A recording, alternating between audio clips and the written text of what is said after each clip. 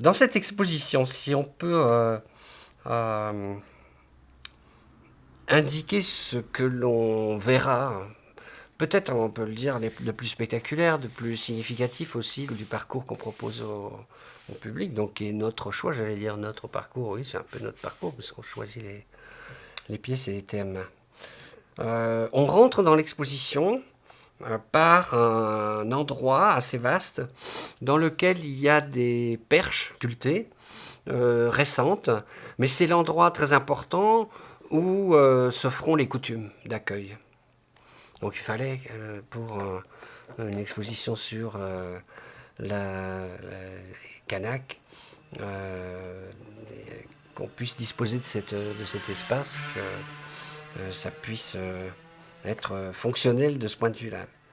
Ensuite, le public rentre dans un espace très sombre dans lequel on a rassemblé sans doute la plus belle collection d'appliques sculptées, appliques qu'on met de chaque côté des portes, des cases anciennement. Et on les a rassemblés sans texte, en gros, juste pour... Il y a évidemment quelque chose qui explique de quoi il s'agit, mais pour une ambiance, une sorte de recueillement en face des visages des ancêtres. C'est très impressionnant. Ce sont des pièces qui sont monumentales, hein, qui font plus de 2 mètres, avec des grands visages développés sur 80 jusqu'à 130, 1,30 m.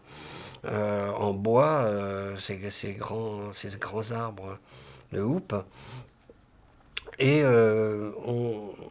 c'est l'accueil de l'exposition, mais sans juste pour cette ambiance. Et on entendra à ce moment-là une déclamation de ces grands discours généalogiques qui se faisaient dans les grandes occasions dans le monde kanak.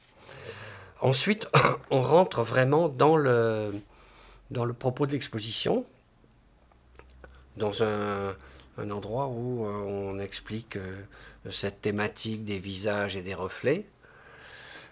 Pour illustrer cette partie-là, on a pu obtenir un objet absolument merveilleux et incroyable qui vient du Musée maritime de Londres et qui est la première peinture de paysage faite sur un paysage de Nouvelle-Calédonie par le peintre qui était à bord du bateau du capitaine Cook lors de son passage en Nouvelle-Calédonie.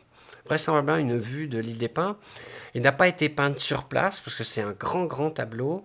Il a été peint tout à la fin du siècle, en 1794, à la demande de l'amirauté, hein, les grands chefs de l'administration de la marine anglaise, et pour illustrer ce voyage. Donc le peintre a travaillé à partir des notes et des croquis qu'il avait fait sur place quand ils sont passés à l'île des Pins puis à Balade. Donc on est très content d'avoir cette peinture qui est aussi par ailleurs donnée souvent par les critiques d'art comme étant, les historiens d'art, pardon, comme étant un des premières manifestations du romantisme anglais. C'est pourquoi elle a des allures aussi qui sont assez occidentales, mais sur un paysage kanak. C'est un bel objet pour rentrer dans l'exposition.